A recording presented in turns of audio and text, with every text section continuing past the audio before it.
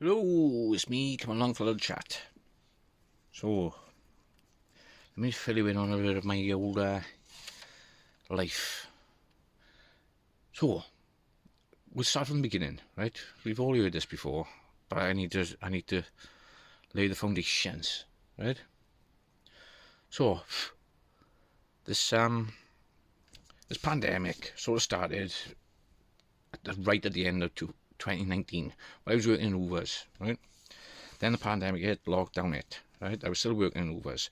Then I got abruptly laid off because of the orders, and there was no need for me to be there.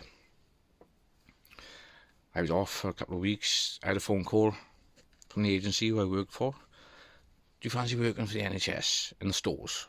I was like, oh yeah. Just as the pandemic hit, there was a lockdown, and the NHS is on meltdown. Yeah, I'll take it. I'll do it. I'll put my life at risk. I'll come and save the world.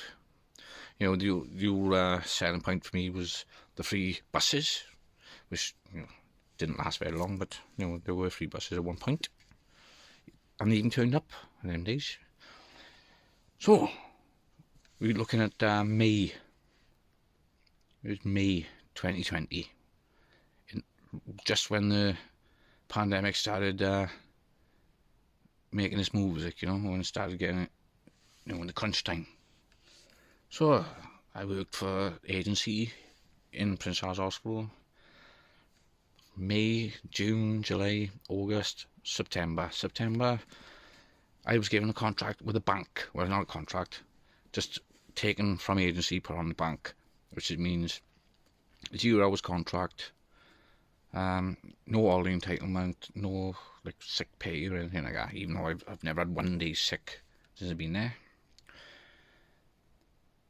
So I just plodded along, getting put upon left, right and centre, battles with the fucking NHS payroll, which I'll get on to in a minute. So we fast forward to, well, today really. Today, my boss, my supervisor, he had an email. Yeah, by the way, Kerry, me, is no longer on the bank, and he's been given a fixed term contract, and he no longer have to put his timesheets in and stuff like that, which is okay, good. So my supervisor comes up to me, you want the good news or the bad news? I said, oh, well, it's always bad news. Anyway, he said the bad news is you're taking off the bank. Good news is you've had a fixed term contract. Bear in mind now we're talking about the 13th of December, right? Christmas is like less than 2 weeks away, right? I get paid Thursday, weekly, supposed to be, every week.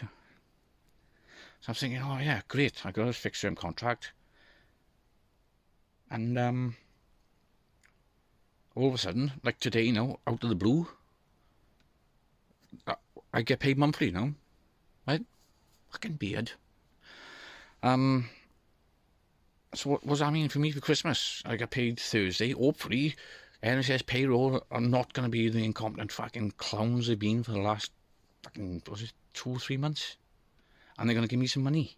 Otherwise, Christmas cancelled. But apart from that, I've suddenly been given a contract, right?